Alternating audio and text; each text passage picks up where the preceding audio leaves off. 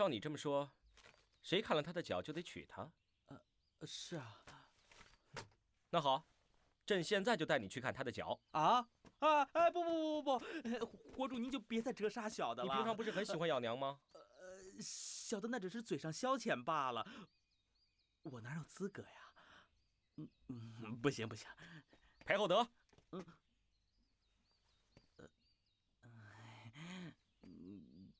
国主去不去？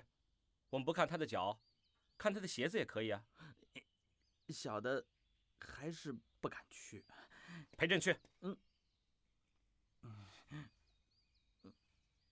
国主，您就饶了小的吧，小的真的不敢去。小的先走了。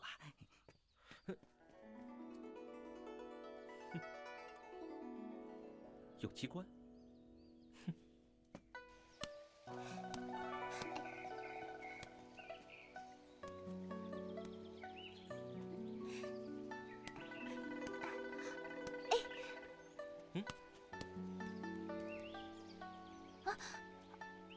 对不起，我是你？哎，你怎么跑这儿来的？为什么你能来，我就不能来呢？我是国主邀请来的，你是谁邀请来的？我怎么不知道国主邀请你呢？你这丫头犯的是欺君犯上之罪。你胡说！你还我剑子！这剑子是你做的？那当然了。你把剑子还给我。你手提鸡毛，脚踢万岁，这不叫犯上，叫什么？你胡说八道！好，那我问你，这剑子什么做的？铜钱和鸡毛啊。那你这铜钱上面是不是有先皇的保大元宝的通宝年号字样？你把先皇的年号放到脚上踢，光这一点就能治你罪了。可是这鸡毛剑不都是用铜钱做的吗？也没听有人说这是大不敬啊。我跟嘉敏提过，国主还有2个弟弟尚未娶亲呢。那好啊，我看太后对咱们嘉敏印象也很好，能介绍给王爷，那是最好不过了。小小年纪，心愿倒不小。看来我得请国主颁一个最有志气的匾额给你了。莫非他是哪个王爷？他长得像国主，又可以在国主面前说得上话，又在皇宫里自由地来去。一定是。哎，你笑什么呀？我要是跟国主说了，你就完蛋了。好啊，那你就带我去见国主，我倒要看看国主像你说的那么不讲道理吗？光是你把我的衣服弄这么脏，国主就可以先罚你。那我帮你洗干净就是了。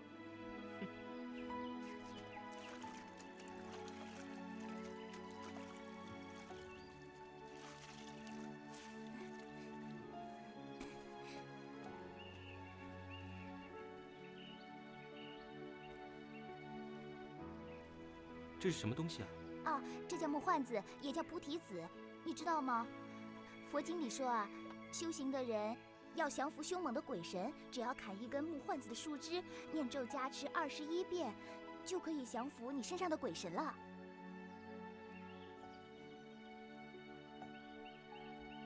好了，衣服洗干净了。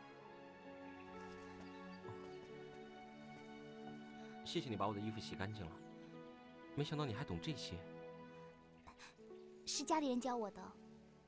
嘉敏小姐，糟了，撒婆来了！嘉敏小姐，嘉敏，原来她就是小妹。你还愣着干嘛？我们快走啊，要不撒婆会把我骂惨的。我带你去一个地方，走。哎呀，嘉敏小姐。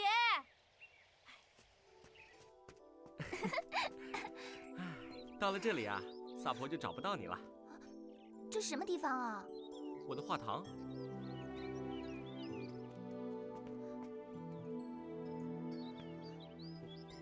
锁了。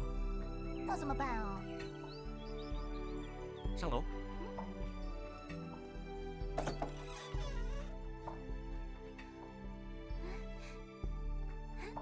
这是什么地方？这是属于我自己的小天地。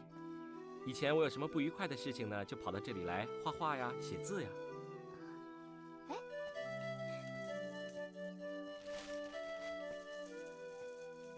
这是你画的？嗯。那你会写词吗？嗯。那你写的词也跟国主一样的好吗？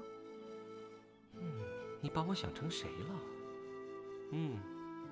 那我也要你为我写一首词，就像国主写给国后的一样。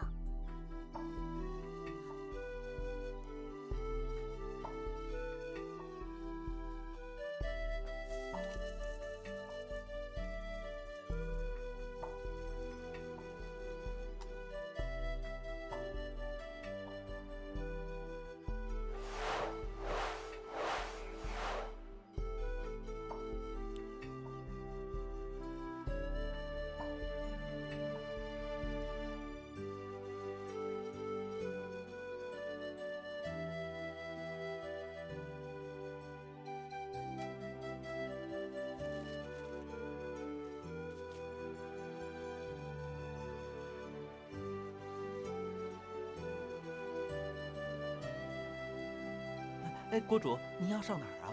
出去一下。哦，哎，那，小的陪您去。不用，朕很快就回来。是。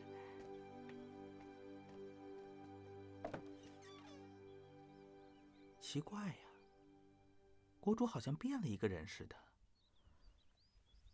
自从她一个人出去，说要到咬娘那里。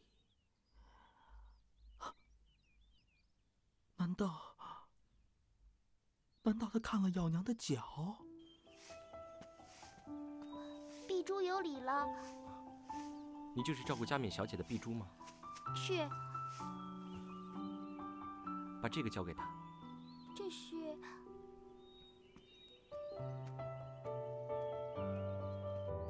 小姐，是那个人啊。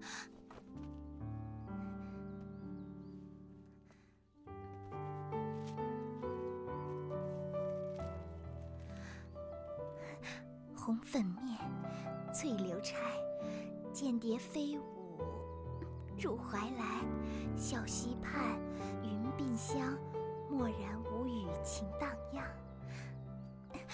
他真的会写词，这词是写给我的。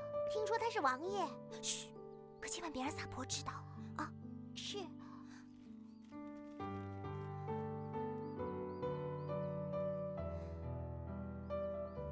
他约我见面了。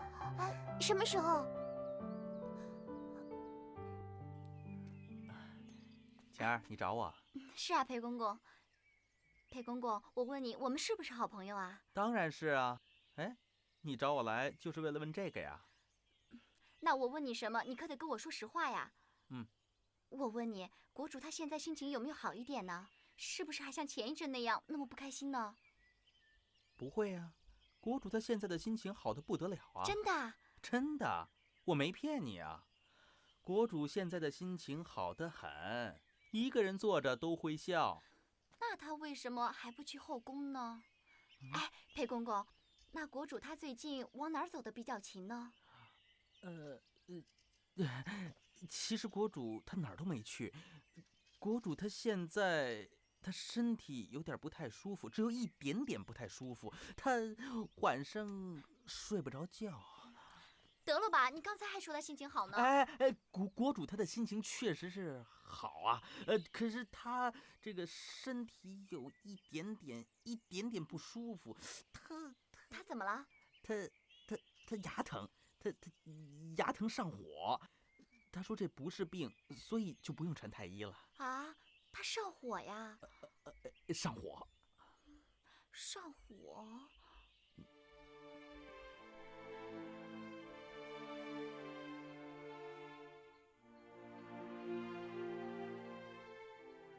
父皇，媳妇不求国主谅解，但求父皇保佑国主心情开朗，龙体康安，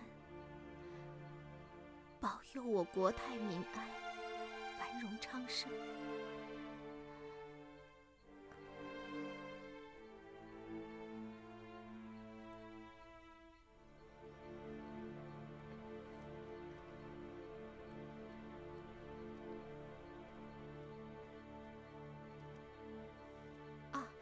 晴儿，这附近好像有很多去火的药草，我想采一些回去给国主降降火。可是晴儿看天好像快要下雨了，要不还是晴儿帮您去采，您在这儿等着就好了。不，我还是亲自去采吧。走。我没有骗你吧？外面空气真的很好哎。是啊，整天窝在屋子里闷死了，一出来外面人精神多了。给你吃。吃啊！什么东西啊？这种东西酸酸甜甜的，特别好吃。胆小鬼，看着我。真的吃啊？你吃啊。我不要。你吃嘛。我真的不要，不要。吃不吃？吃不吃？我不吃。你给我站住！娘娘，我们还是早点回去吧。你看天都要下雨了。来啊！站住！哎，娘娘，你听那边好像有人。我是不会吃的。别管了，快，我们还是多采些草药，赶紧回去吧。哦，你站住！追不上，追不上！站住！哎，别跑！你站住！哎，吃啊！你吃嘛！照到你了，你吃，快吃嘛！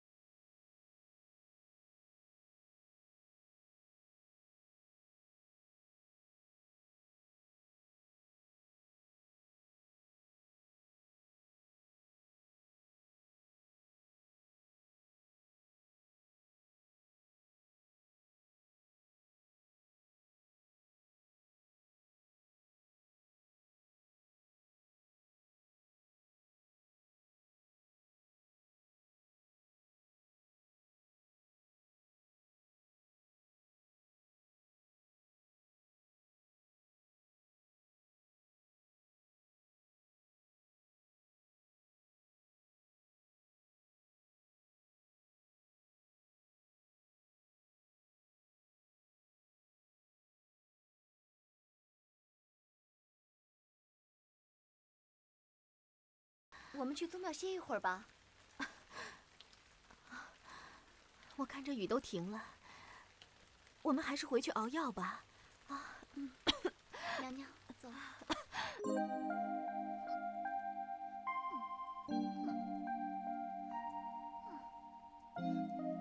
你怎么都不说话呀？我刚才在跟先皇介绍你。跟先皇介绍我？佳敏，你听我说，我有些烦恼。我的烦恼是……你可以学我，把烦恼全都放走。把烦恼全都放走？对呀。娘娘，娘娘，您怎么这么早就起来了？还是让晴儿来吧。没事，晴儿。您感了风寒，应该去休息才对啊。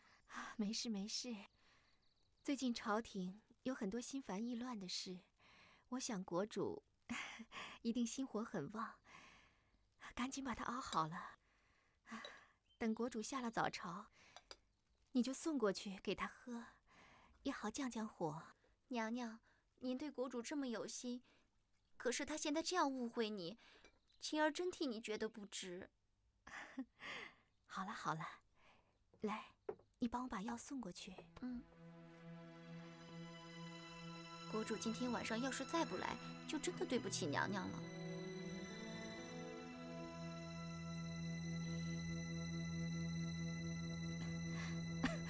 裴公公，国主她喝了这么多天退火的草药，她好点了没有啊？好多了，好多了。晴儿，你告诉娘娘不要再送了。你总说不要送了，可是国主她到现在还是没有去后宫啊。哎呦，你都不知道国主她有多忙啊。国主真的那么忙吗？是啊，你不要再熬药了，国主她已经不上火了。哦，真的不要熬啦？不要熬了。那好吧，谢谢裴公公。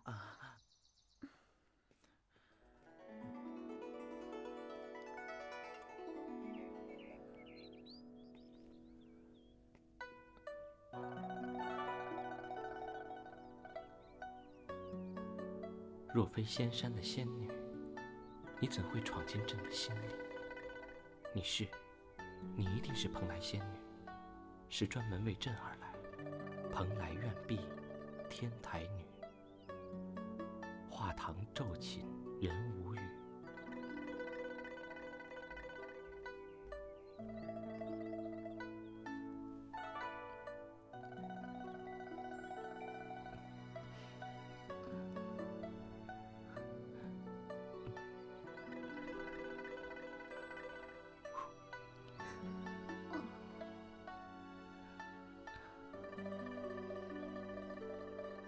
抛枕翠云光，绣衣闻异香。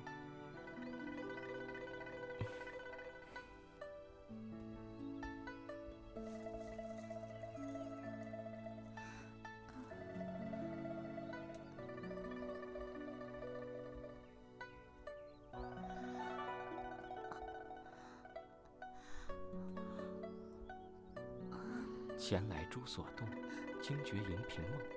满脸笑盈盈，相看无限情。对不起，我刚才睡着了。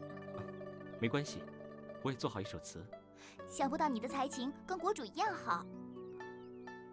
你喜欢国主？姐姐说要给我介绍王爷，我说王爷必须要有国主的文采才行。我是以国主为标准的，你可千万不要生气啊。不过现在我知道你很好，你不输国主，我也不要你当国主。你为什么不要我当国主呢？因为国主太忙，她不会快乐的。我喜欢你这样。哎，你在想什么？我在想，你也知道国主的难为吗？我的意思是说，如果我是国主，那你会怎么办？没关系啊，我就跟你同甘共苦。怎么？你不相信我？我这个人很讲义气的。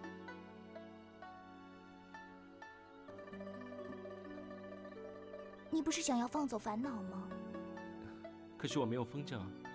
放走烦恼的方法很多，不一定要用风筝啊。是吗？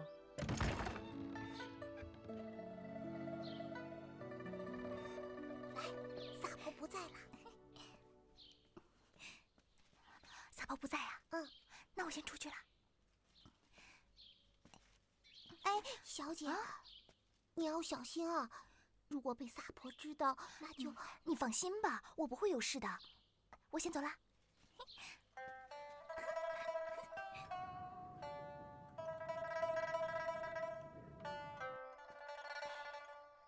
哎呀，这天都这么晚了，佳敏小姐她能去哪儿啊？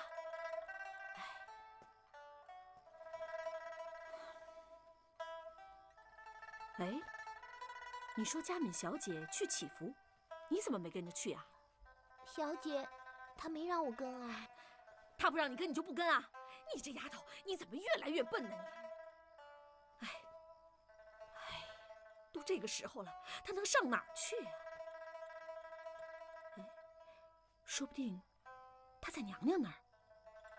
对，我去娘娘那儿看看。哎，萨婆，那我跟你去好了。娘娘，萨婆，佳敏没有来过我这儿啊。哎呀，这可怎么办呀？她能上哪儿祈福去啊？再说了，佳敏她对宫里一点也不熟悉啊。佳敏小姐向来胆子就大呀。胆子再大，这个时候也该回来了。萨婆，我们一起去找找她吧。哎，是。走。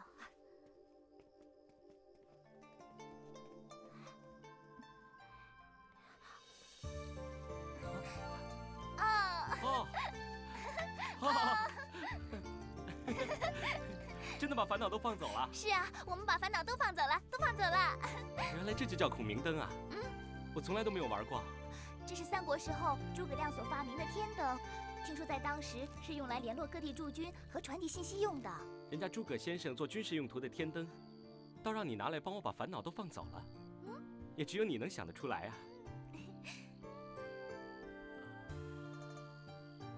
不过，他要是知道700多年后有你这么一个聪明的女子，一定也会赞不绝口的。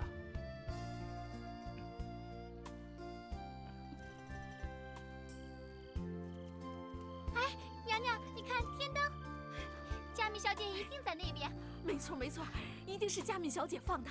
我们快走！好，快走！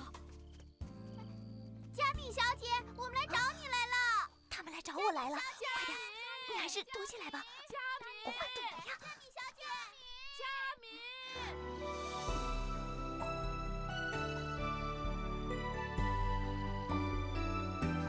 撒婆管得紧，我不想让他看到你，我先走了。佳敏小姐，佳敏小姐，佳敏，你呀，都这么晚了，跑到这儿来干什么？我来祈福，放走烦恼。佳敏，你呀，哎呀，这个疯丫头，真是的，永远都长不大。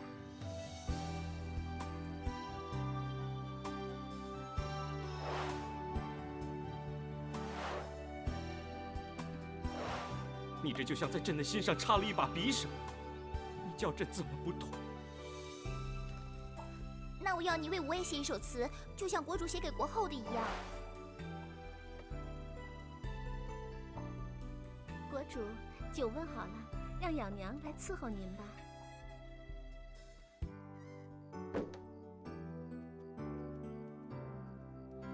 裴公公，国主在里面吗？在。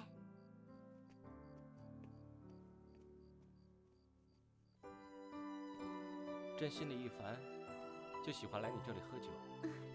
那就再喝个痛快。再喝个痛快。嗯，好。来。原来，国主真的看了咬娘的脚啊！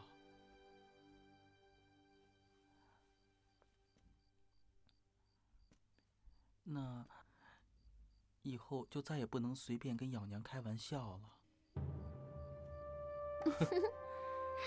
这就是步步生莲的弓邪。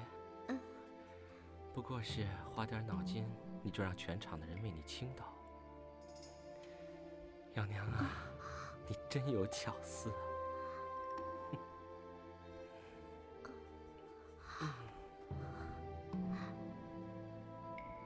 国主，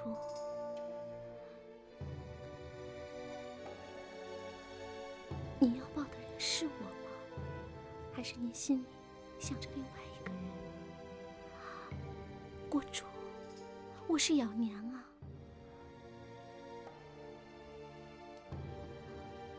朕知道是你，朕为你的巧思而感动，朕欣赏你的武艺，朕也欣赏你，朕很想拥有你，但是朕不能。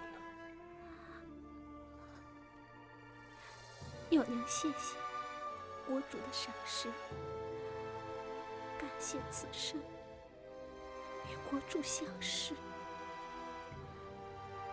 朕永远把你当成好朋友。只是好朋友。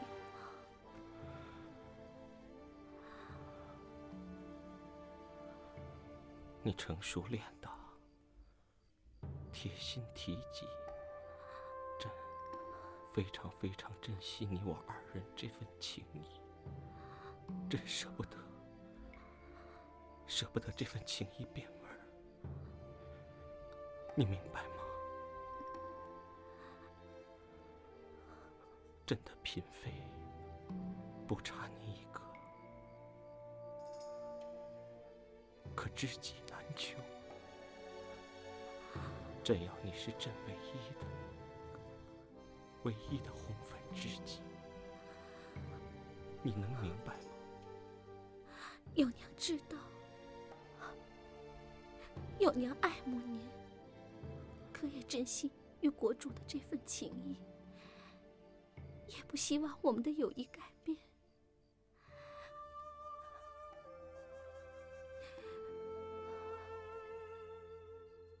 相爱又不要爱，多矛盾呀！朕明白，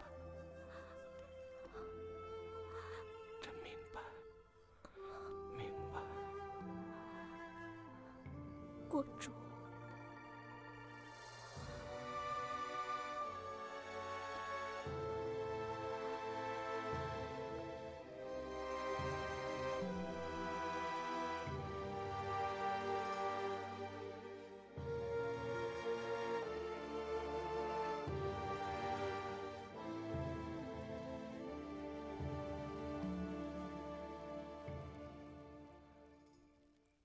张德军，皇上，被叫皇上，这外面这么冷，不知皇上要去哪儿啊？到赵普家去。哎呀，这外面天寒地冻的，传赵大人进宫，那不就……是。等一等，皇上，派人通知光义，让他一块儿过去。是。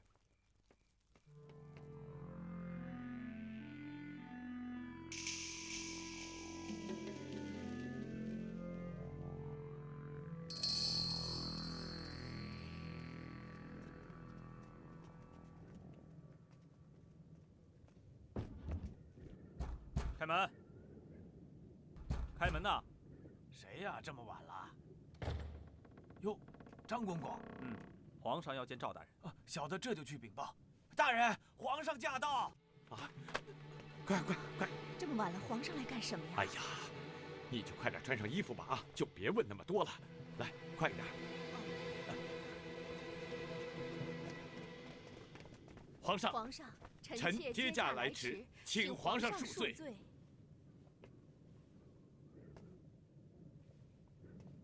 起来吧。谢皇上。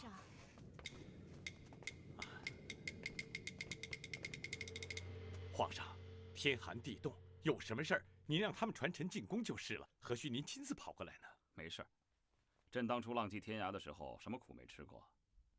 这种天气算不了什么的。是。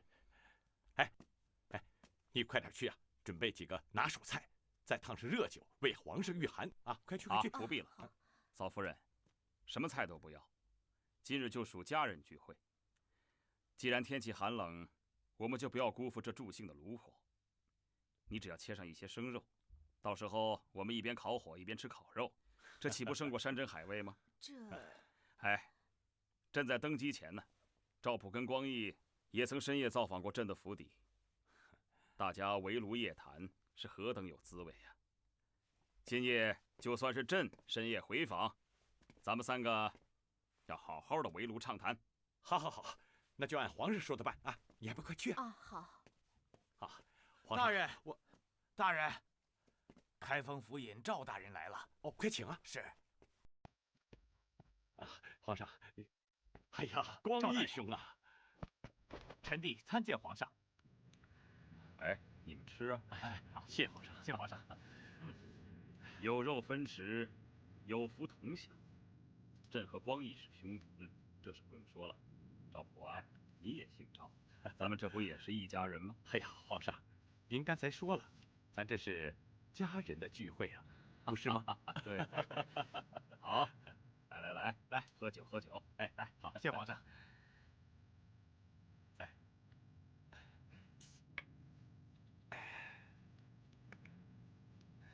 皇上，今夜严寒，您又御驾出宫，又把臣弟找来，是不是有什么事情啊？皇上，臣愿替皇上分忧。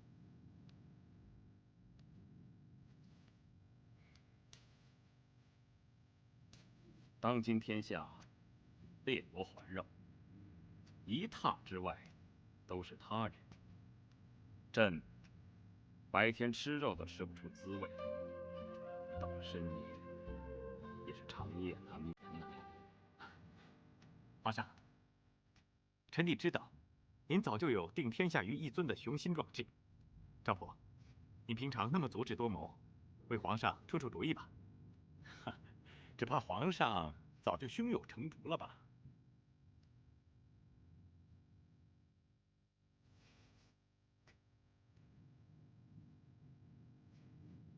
赵普，朕想要先伐北汉收太原，你觉得如何？皇上，太原依靠契丹做庇护，要伐其不易啊。就算能一举攻克，也不必急于攻取啊。那是为什么呢？皇上，您看啊，太原的北面是契丹，有太原的兵在，我大宋就有了天然的藩篱。倘若攻下了太原，岂不是自毁藩篱？所以，以臣愚见，要先易后难，先南后北。只要削平南方诸国，小小的太原弹丸棋子，又将何所遁逃啊？到时候啊，我们就可以全力对付契丹了。说得好！哈哈哈哈哈哈！你的想法与朕不谋而合。朕只想先试你一试啊！皇上，皇上，臣弟认为，您先提北汉，一是北汉与大周是世仇，二是北汉曾经帮助过李云，谋反于我大宋，所以您伐北汉，收太原，是最理所当然的事情。不错，那是从情绪的角度考虑，但是要欲宇内，伐列国，统一天下，那朕的战略就要全盘的规划调整。皇上英明神武，臣万万不及啊！这满天的繁星，看来明天会是个好天气。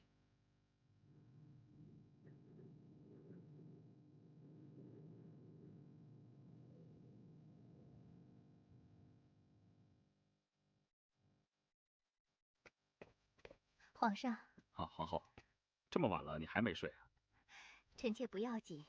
皇上，天快亮了，你先进去睡个把时辰，别累坏了龙体。朕不睡了，待会儿就要早朝了，你先去歇息吧，朕要批一些奏章。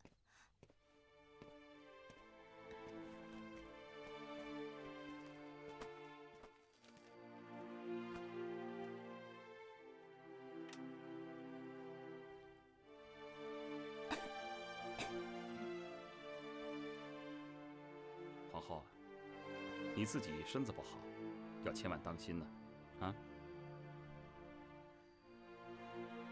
批阅奏章晚几个时辰不行吗？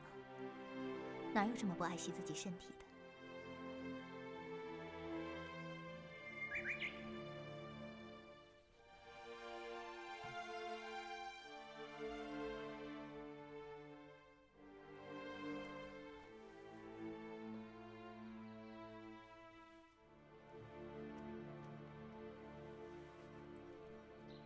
国主，您醒了。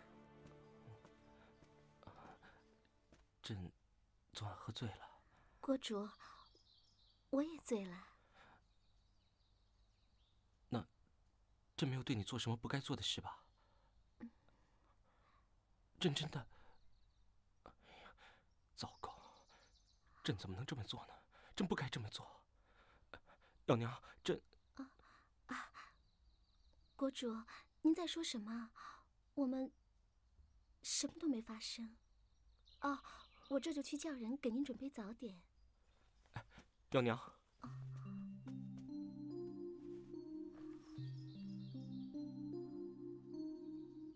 你的心意，朕完全都明白。正是因为朕非常珍惜这份感情，所以才要更加小心。国主，您在说什么？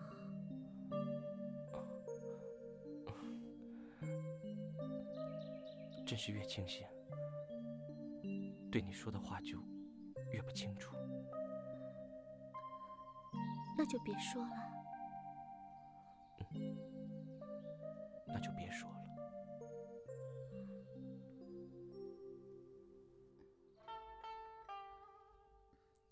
娘娘，那边的宫女已经证实了，说国主昨天晚上又在咬娘那儿过夜了。哼，这已经是第几次了？当初他是怎么跟娘娘说的？说您当她是姐妹，说他感激你，不会勾引国主的。只要国主愿意，开心就好。可是他这样算什么呀？他也不能这样对您呢，他这不是恩将仇报吗？其实他要真能替我照顾好国主，我应该感谢他才是。娘娘，您就真的那么大方？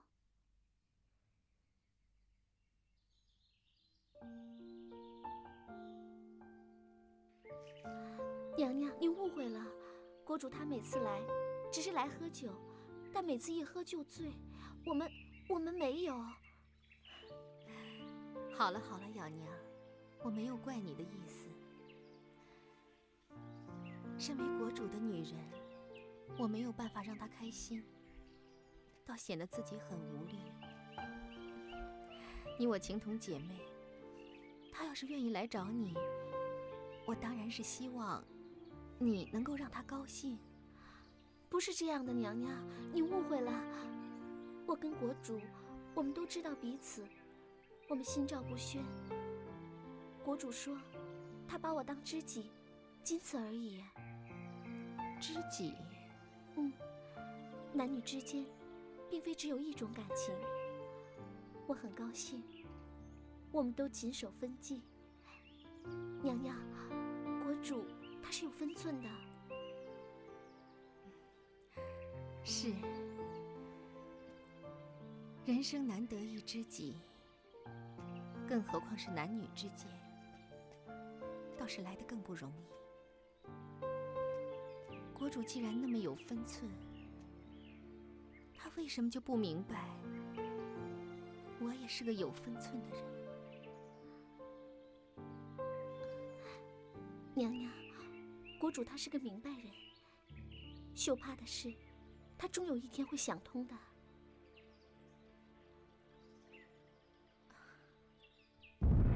武平特使叩见宗主国上邦皇帝，万岁万岁万万岁！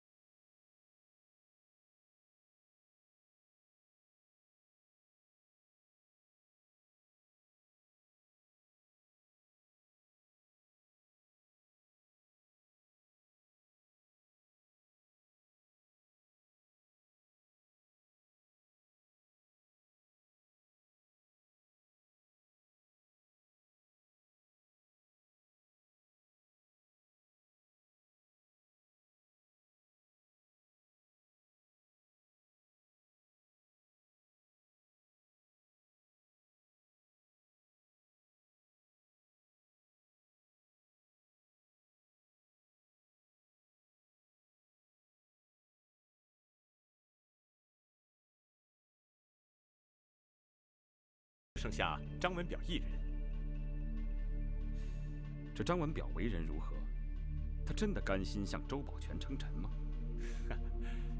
张文表为人狂妄鲁莽，这绝不可能。皇上，您不是一直想统一天下吗？正愁找不到出兵的理由，如今这可是绝好的机会呀！皇上，这里东临金陵，西连巴蜀，正是挟制江南唐和后蜀的战略要地，更是进一步取南汉和吴越等国的战略桥头堡。皇上，不如鼓动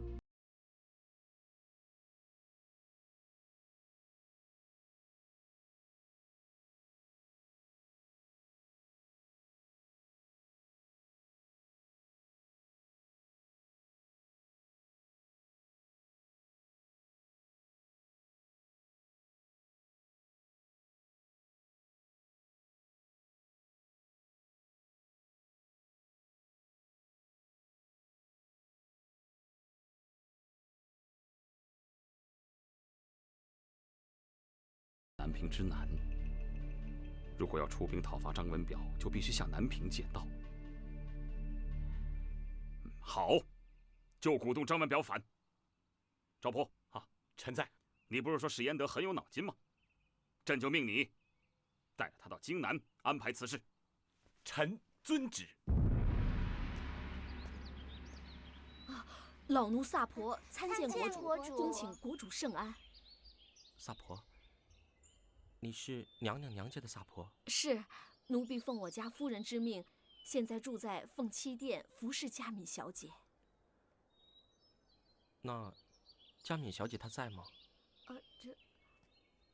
哎，佳敏小姐，国主来看你来了。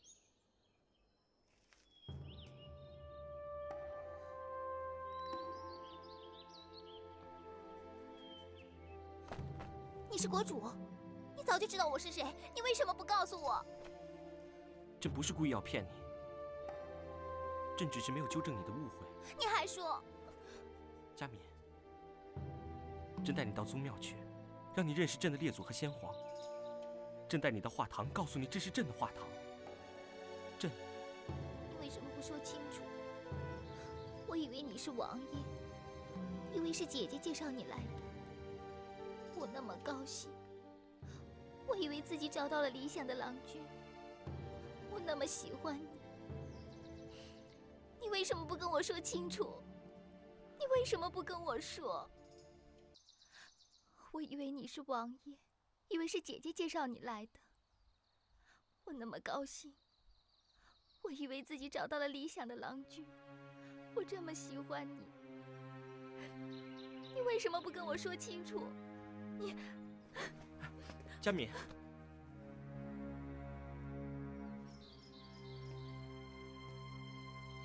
自从朕在青山寺后山看见你捡风筝，朕就对你印象很深刻。一直到我们在宫里不期而遇，你每一次都能带给朕惊喜和快乐。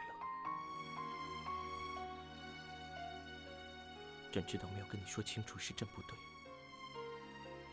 但是朕几次想说，却没有勇气。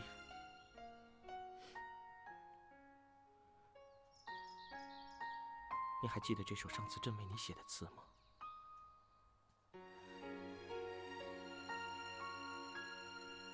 蓬莱远碧天台，你是老天爷遣来的仙女，朕真的怕把你给吓跑了。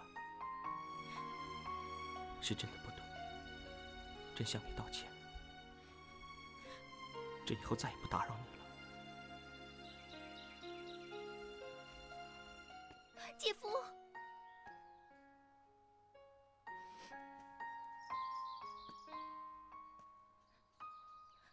你以后就真的不会再来找我了吗？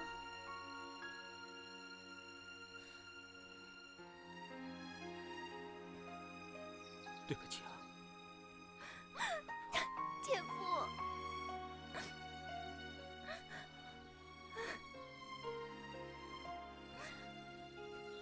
萨婆，碧珠，小姐呢？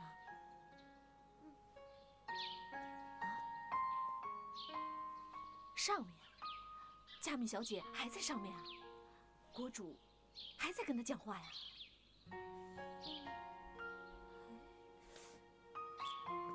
这国主为什么要单独找佳敏小姐谈话呀？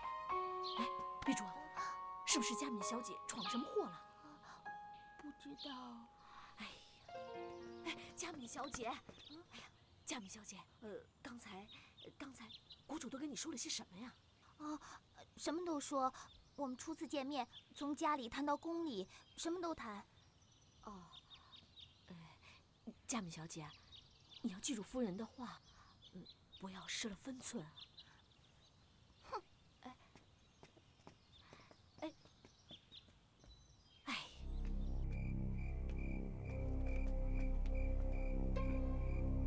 应该就是这家酒楼，你上去把他带下来见我。是。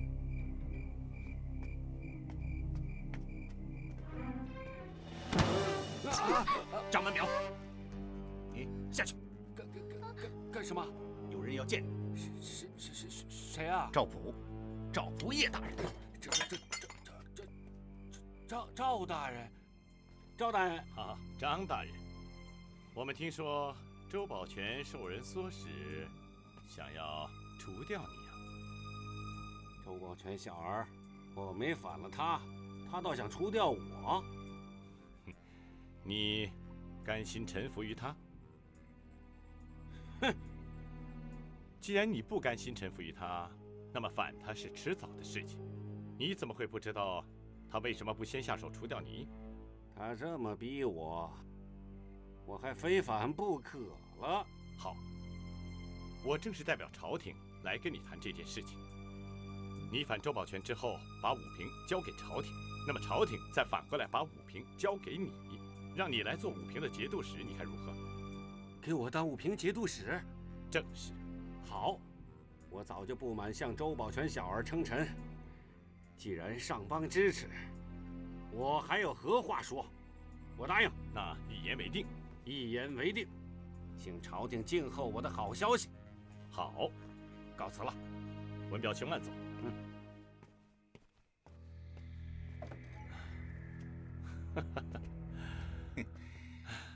没想到事情进展的竟然如此顺利啊！是。贤德，你在此地坚守一切，我先回汴京等候消息。等周保全向皇上求援的特使一到，我朝大军立刻南来。这是皇上统一天下的第一步，只许成功，不许失败。你要好好的表现啊！是，焉德定将竭力以赴，绝不辜负大人的厚爱。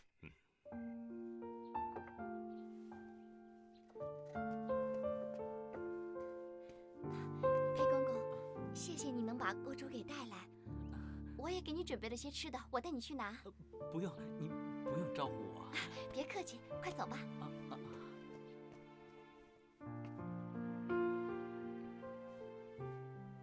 娥皇，你这下都好吗？好。娥皇，母后说朕任性，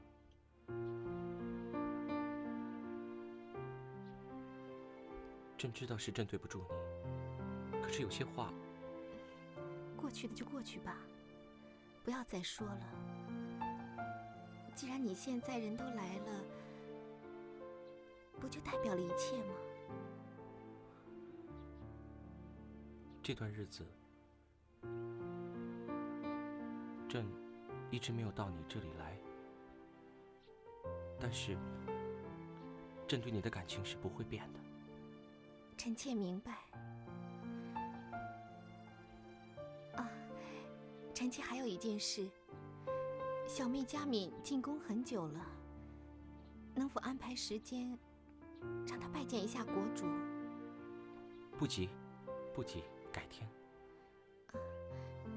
她是臣妾的娘家人，臣妾不想让她觉得我们之间……朕知道，改天吧。最近，朕真的是很忙，朕再挑时间吧。朕先回承心堂了。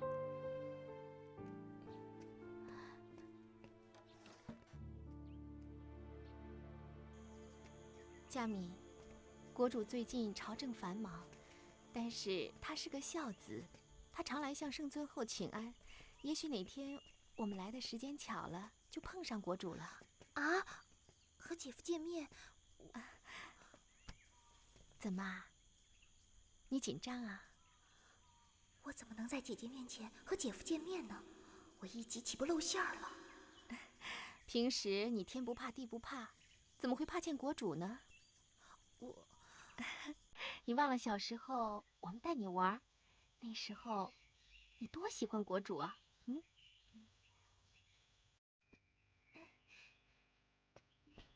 看看她呀，像一朵花一样。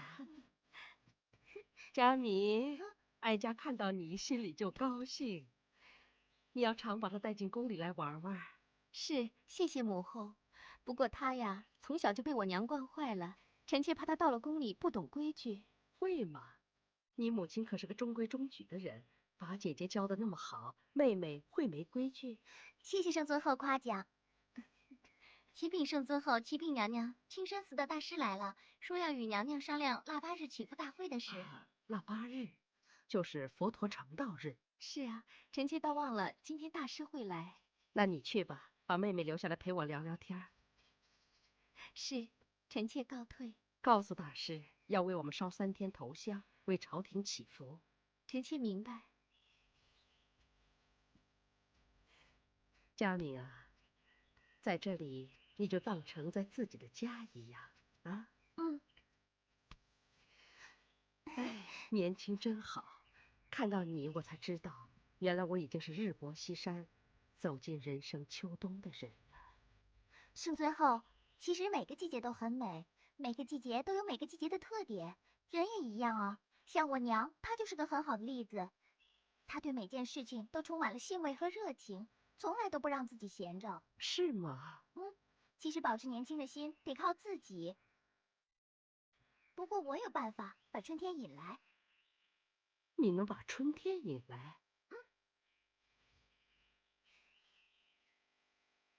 呀，小姐，你把蝴蝶都招出来了。哎呀，真神奇了！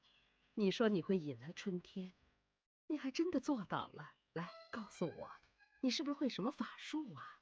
我哪有什么法术，不过是用花蕊和蜂蜜把躲在花丛里的蝴蝶引出来，春天不就来了吗？圣尊后，春天啊，早就在您的身边了。是的，春天早在我身边了。你真聪明，有空的话常到宫里来陪我玩玩。好啊，可是佳敏希望圣尊后天天都能够开心。好，我听你的话，天天都开心。哎，记得今年的腊八祈福会，你陪我一起去。谢谢圣尊后。宫里向来规矩严谨，从来没有人用这样的方式去逗母后开心。你真了不起，圣尊后老夸你。也没什么了，我不过是随着性子。平常在家里，我母亲老是骂我没大没小的。可这么做就对了。母后还说你有颗纯真的心。母后喜欢你这一点很重要的，你明白我的意思吗？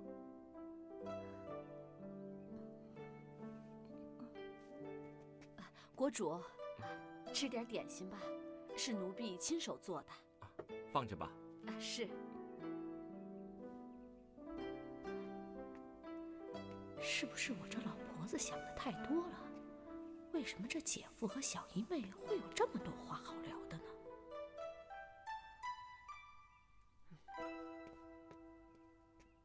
哎，碧珠啊，来送进去。哦，哎呀，快呀，快点儿。国主，奴婢送水果来了。碧珠。啊？记住，没有朕的传唤，不要再送东西进来了。是。来。这事儿不能跟夫人讲，不能跟娘娘讲，更不能跟外人讲。真不知道该怎么办。对了，咬娘。哎，你说佳敏小姐要学跳舞啊？是啊，佳敏小姐空闲时间多，她说咬娘姑娘的舞跳得好，想跟您多学学，可是又怕您拒绝。是我萨婆揣摩佳敏小姐的心思，主动来提。不知道咬娘姑娘愿不愿意教她？萨婆，您客气了。其实佳敏小姐的舞跳得很好，说教不敢当，就当我们相互讨教指点吧。这么说，你答应了？哎呀，多谢咬娘姑娘，多谢咬娘姑娘。哎呀，但愿家里能忙一点，就可以少和国主见面了。那我走了啊。哎。皇上，史延德来信了。哦，他信上怎么说的？张文表反了，已经占领潭州了。周保全派兵去永州轮换戍守，路过衡州的时候，张文表利用这个机会发兵，将这支人马包围，然后迫使他们叛变，再和这些人向武平首府郎州进发。皇上，史延德说周保全求援的特使已经出发了，说信到之日，特使或许也到了，请皇上即刻调集各地兵马，集结大军，特使到达之日即刻出兵，以免军情有变啊，皇上。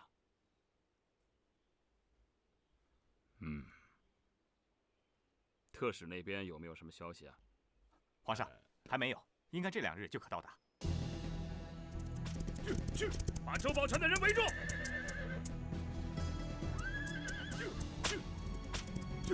休想去向皇上求援！皇上，现在张文表举兵反叛，成败已不重要，最重要的是我们已经有了出兵的理由。史延德要我们先调兵马，请皇上早做准备。好，就先调集兵马。赵普啊，臣在。拟旨。是。任命山南东道节度使慕容延昭为湖南行营都部署。是。另命枢密院副使李初云为都监，发安、傅、颖、陈、禅、孟等10州的兵马汇集襄州，讨伐张文表。是。朕还有个计划，我们要以平乱之名出兵湖南，需向荆南借道过路。朕要利用假途灭国之计，顺便收了荆南的政权。哎呀，真是妙计啊，皇上，妙计！假途灭国之计，古时晋献公用过，如今皇上用之，更是因势利导，必定水到渠成啊！哈，恭喜皇上！好了，先等到周保全的特使来了再说吧。是。大人，是周保全派你去大宋求救兵的啊？哼，把他押下去。是。走。哼，好你个史延德，是你叫我反的。好啊，你是在利用我。张文表，这是朝廷的一出信，难道你不懂吗？没错，皇上是在利用你。皇上不利用你，又怎么能出兵呢？你赶快把特使放了。我怎么知道皇上会不会趁机杀了我？哼，张大人，皇上让你起义就不会杀你，你要相信皇上。不是说特使早就该到了吗？不是说要在数日之内赶到，以免军情有变吗？大军早就调到襄州去了。慕容延昭集结在京城的大军，现在出都出不去。难道朕统一天下的第一步就是这样的吗？赵普，臣在。史延德他是怎么办事的？皇上，史延德搞砸了，臣所见非人，臣愧对皇上。你现在才告诉朕你所见非人，当初你是怎么缠着朕，非用此人不可的？臣愿领罚。皇上请息怒，依臣看史延德这个人并非不可靠，可能事情出了一点小麻烦，请皇上三思。皇上，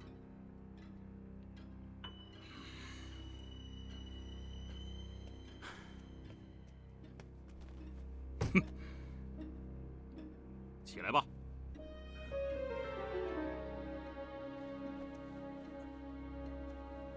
张文表反，必是事实。立刻派人打探，只要周保全确实派人求援，朕即刻发兵。臣遵旨。母后可以去青山寺了。那佳敏呢？当初说好了跟我一起去的。是啊，怎么还没到啊？臣妾问问。晴儿，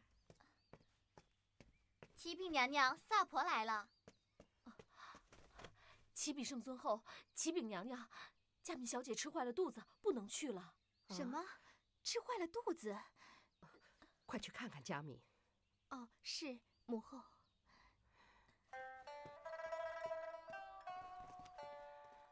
姐姐，我怕是不能去参加祈福了。没关系，你先把身体养好。怎么样？启禀娘娘，佳敏小姐只是身子有点虚，没什么大碍。下官这就去开方子。好，碧珠，你随太医去拿药吧。是。下官告退。你看看你，吃什么那么不小心？姐姐，对不起。我才不要你跟我说对不起呢，姐姐心疼你呀。你看你这么瘦，怎么经得起这一病啊？回头我让晴儿给你多拿些补品，让你好好的补一补。谢谢姐姐。娘娘，佳敏小姐你好点了吧？圣尊后他们都在等着你呢。姐姐，你去吧，我没事了。你还说呢？娘把你留下来陪我，现在你却病成这个样子，我放心得下吗？哎呦，我真的没事了，别让圣尊后等久了。那好吧，那你好好休息休息，姐姐会替你祈福的啊。好了，萨婆，帮我看着她。哎，娘娘慢走。恭送娘娘。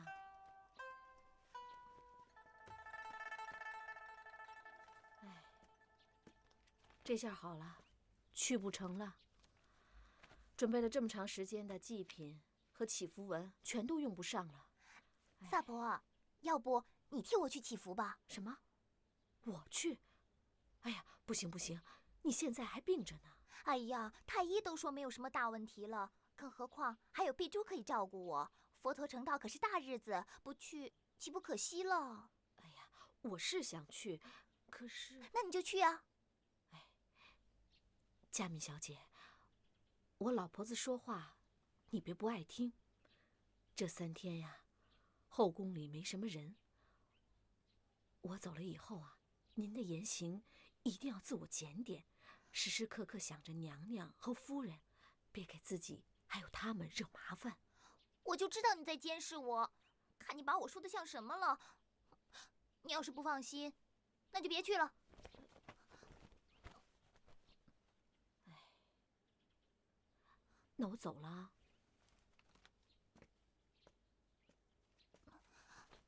你自己要小心点儿。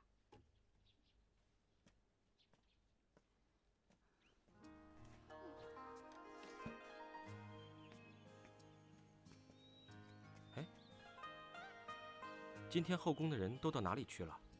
哎呀，小的怎么给忘了？娘娘和宝仪他们随圣尊后到青山寺祈福去了。走吧。看来佳敏也去祈福了。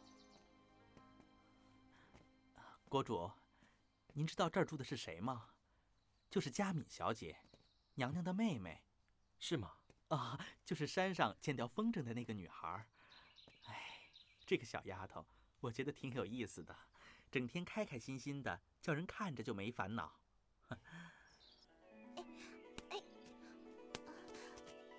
小姐，您病才好就有这么大的劲儿，拉肚子算什么病啊？来，继续踢。